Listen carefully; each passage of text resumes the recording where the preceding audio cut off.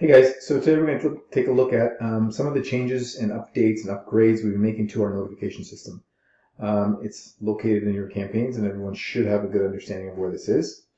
What I'm going to do is I'm going to show you what we've done in the back end as well as the front end.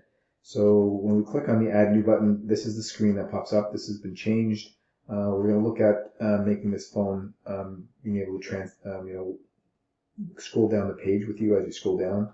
But a lot of the same stuff is there: push date, push time, time zone, that kind of stuff. I'm going to change this to today.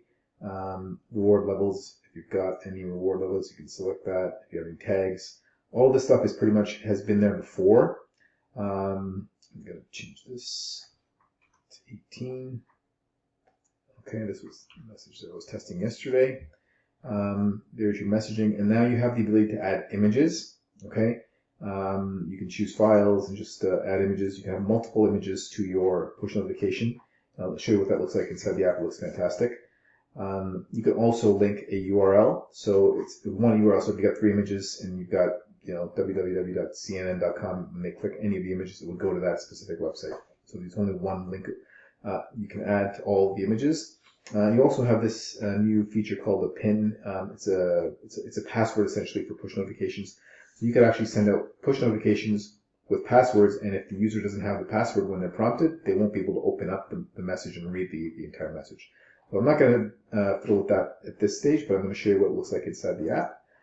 We also worked on a lot getting the time frame in sending push notifications. I know that was a big issue before down, so I'm going to send this out now.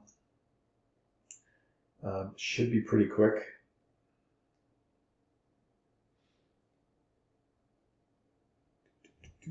There we go. That was pretty quick, and we have like close to 5,000 users here, so that's good. And then I'm going to show you what it looks like inside the app. Okay, so I got the message on my phone. I got to pull up my phone here. Hang on a second. So let me just move this a little bit here. Okay, so you'll see in the notification tray, I got this message on my phone when I open up the app. And I go to the notification screen.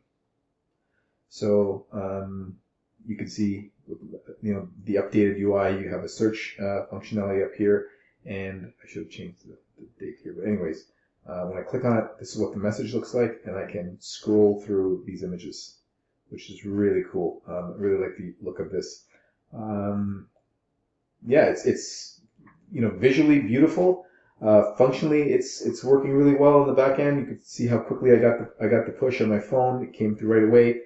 I was able to update. I was able to send it very quickly as well in the back end. So great. I think this is a huge change for the push notification system for the better. One more thing that I need to show you, so you can see that it's connected to the notifications. Okay, when you're mapping it on your home screen. To my home screen here.